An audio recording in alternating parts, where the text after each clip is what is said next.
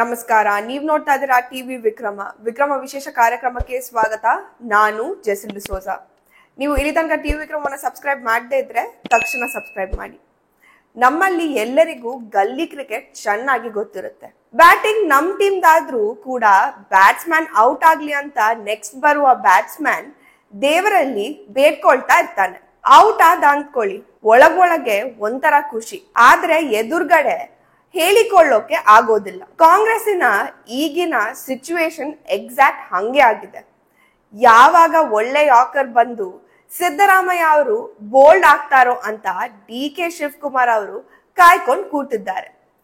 ಸಿದ್ದರಾಮಯ್ಯ ಅವರು ಔಟ್ ಆದ್ರೆ next batsman DK ಸಾಹೇಬ್ರೆ ಅಲ್ವಾ? ಆದ್ರೂ DK ಶಿವಕುಮಾರ್ ಅವರು ಮಾತ್ರ ತಮ್ಮ ಒಳಗಿರುವ ಸಂತೋಷವನ್ನ ತೋರಿಸಿಕೊಳ್ತಾ ಇಲ್ಲ. ಸಿದ್ದರಾಮಯ್ಯ ಅವರ ಹೆಂಡತಿಗೆ ಇಡಿ ನೋಟಿಸ್ ಕೊಟ್ಟಿದ್ದು ಆಫ್ಕೋರ್ಸ್ DKಶಿಗೆ ಖುಷಿಯಾಗಿರುತ್ತೆ, ಆದ್ರೆ ತೋರಿಸಿಕೊಳ್ತಾ ಇಲ್ಲ.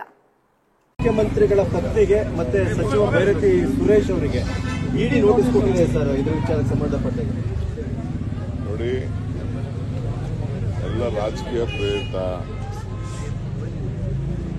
ನನ್ನ ಪ್ರಕಾರ ನನ್ನ ಕೇಸು ಇದೇ ರೀತಿ ನಡೀತು. Two institutions can't do at A same time. ಈಗಾಗಲೇ ಲೋಕಾಯುಕ್ತದಲ್ಲಿ ತನಿಖೆ ನಡೀತಾ ಇದೆ. ಲೋಕಾಯುಕ್ತ ತನಿಖೆ ನಡೀತಾ ಇರಬೇಕಾದ್ರೆ ಬೇರೆ ಸಂಸ್ಥೆಯವರು ಮಾಡಕ್ ಬರುವುದಿಲ್ಲ ಅನ್ನೋದು ಅನೇಕ ಜಡ್ಜ್ಮೆಂಟ್ಸ್ ಕೂಡ ಇದೆ. ಸೊ ಅದೇ ಮುಖ್ಯಮಂತ್ರಿಗಳ ಪತ್ನಿಗೆ ಮತ್ತೆ ಸಚಿವ ಭೈರತಿ ಸುರೇಶ್ ಅವರಿಗೆ ಇಡಿ ನೋಟಿಸ್ ಕೊಟ್ಟಿದೆ ಸರ್. ಇದ್ರ ವಿಚಾರಕ್ಕೆ ಸಂಬಂಧಪಟ್ಟ ನೋಡಿ, ಎಲ್ಲ ರಾಜಕೀಯ ಪ್ರೇರಿತ. ನನ್ನ ಪ್ರಕಾರ ನನ್ನ ಕೇಸು ಇದೇ ರೀತಿ ನಡೀತು. Two institutions can't do at A same time. ಈಗಾಗಲೇ ಲೋಕಾಯುಕ್ತದಲ್ಲಿ ತನಿಖೆ ನಡೀತಾ ಇದೆ. ಲೋಕಾಯುಕ್ತ ತನಿಖೆ ನಡೀತಾ ಇರಬೇಕಾದ್ರೆ ಬೇರೆ ಸಂಸ್ಥೆಯವರು ಮಾಡಕ್ ಬರುವುದಿಲ್ಲ ಅನ್ನೋದು ಅನೇಕ ಜಡ್ಜ್ಮೆಂಟ್ಸ್ ಕೂಡ ಇದೆ. ಸೊ ಅದೇನಂತ ನನಗೆ ತಿಳಿದು ಮಾಹಿತಿ ತಿಳ್ಕೊಂಡು ಮಿಕ್ಕಿದ ವಿಚಾರ ಮಾತಾಡ್ತೀನಿ. ಸಿಎಂ ಸಿದ್ದರಾಮಯ್ಯ ಅವರಿಗೆ ಮೂಡಾ ಕೇಸಿನಲ್ಲಿ ಲೋಕಾಯುಕ್ತ ಕ್ಲೀನ್ ಚಿಟ್ ಕೊಟ್ಟಿದೆ. ಅಲ್ಲಿಗೆ ತಾನು ಸೇಫ್ ಅಂದ್ಕೊಂಡಿದ್ದ ಸಿದ್ದರಾಮಯ್ಯ ಅವರಿಗೆ ಇಡಿ ಶಾಕ್ ಕೊಟ್ಟಿದೆ.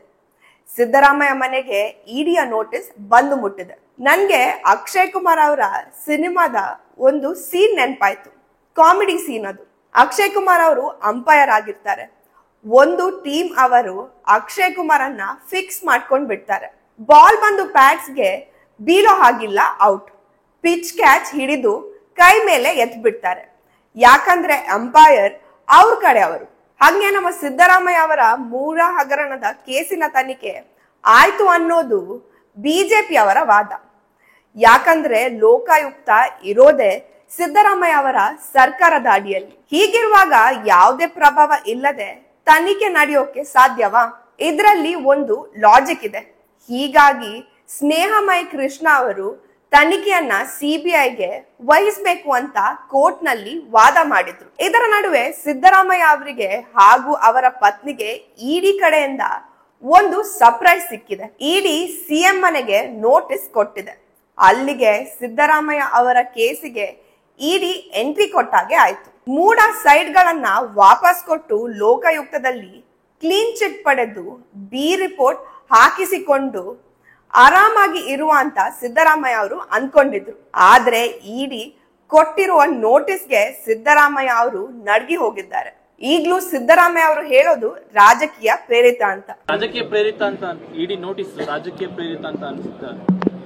ರಾಜಕೀಯ ಪ್ರೇರಿತ ಕೇಸೇ ಮೂಡ ಕೇಸೇ ರಾಜಕೀಯ ಪ್ರೇರಿತ. ಮೂಡ ಕೇಸೇ ರಾಜಕೀಯ ಪ್ರೇರಿತ.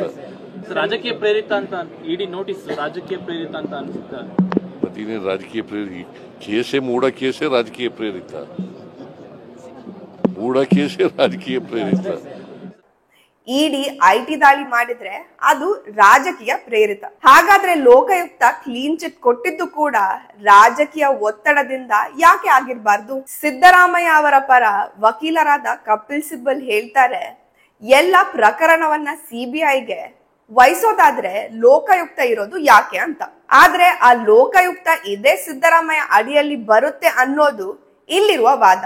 ಸಿದ್ದರಾಮಯ್ಯ ಅವರಿಗೆ ಈ ಕೇಸ್ ನಲ್ಲಿ ಎಷ್ಟು ಭಯ ಆಗಿದೆ ಅಂದ್ರೆ ತಮ್ಮ ಪರವಾಗಿ ವಾದ ಮಾಡೋಕೆ ಸುಪ್ರೀಂ ಕೋರ್ಟ್ ನ ಹಿರಿಯ ವಕೀಲ ಕಪಿಲ್ ಸಿಬ್ಬಲ್ ಅವರನ್ನ ಕರೆಸ್ತಾರೆ. ಅವರ ಹೆಂಡತಿ ಪರವಾಗಿ ಅಭಿಷೇಕ್ ಮನು ಸಿಂಘ್ವಿ ವಾದ ಮಂಡಿಸ್ತಾರೆ. ಏನು ತಪ್ಪು ಮಾಡಿಲ್ಲ ಅಂದ್ಮೇಲೆ ಇಷ್ಟೆಲ್ಲ ಭಯ ಪಡುವ ಅವಶ್ಯಕತೆ ಏನಿದೆ? ಇದು ಎಲ್ಲರಿಗೆ ಕಾಡ್ತಾ ಇರುವ ಪ್ರಶ್ನೆ. ಸಿಎಂ ಸಾಹೇಬ್ರೆ ಟೆನ್ಷನ್ ಬಿಟ್ಟಾಕಿ. ತಪ್ಪು ಮಾಡದೇ ಇದ್ರೆ ಸಿಬಿಐ ಬೇಕಾದ್ರೆ ಬರ್ಲಿ, ಇಡಿ ಬೇಕಾದ್ರೂ ಬರ್ಲಿ, ಯಾಕೆ ತಲೆ ಕೆಡ್ಸ್ಕೊಳ್ತೀರಾ? Don't worry, be happy. ನೋಡಿ DK ಶಿವಕುಮಾರ್ ಅವರಿಗೆ ನಿಮ್ಮ ಮೇಲೆ ಎಷ್ಟು ಕಾನ್ಫಿಡೆನ್ಸ್ ಅಂತ. ಟಿವಿ ವಿಕ್ರಮ, ದೇಶ ನಿಮ್ಮ ಕೈಯಲ್ಲಿ. ಈ ಕಾರ್ಯಕ್ರಮ ನಿಮಗೆ ಇಷ್ಟ ಆಗಿದ್ದಲ್ಲಿ ಲೈಕ್, ಶೇರ್ ಹಾಗೂ ಕಮೆಂಟ್ ಮಾಡಿ. ಟಿವಿ ವಿಕ್ರಮದ ಕಾರ್ಯಕ್ರಮಗಳನ್ನು ನಿರಂತರವಾಗಿ ವೀಕ್ಷಿಸಲು ಸಬ್ಸ್ಕ್ರೈಬ್ ಮಾಡಿ, ಬೆಲ್ ಐಕನ್ ಒತ್ತಿ.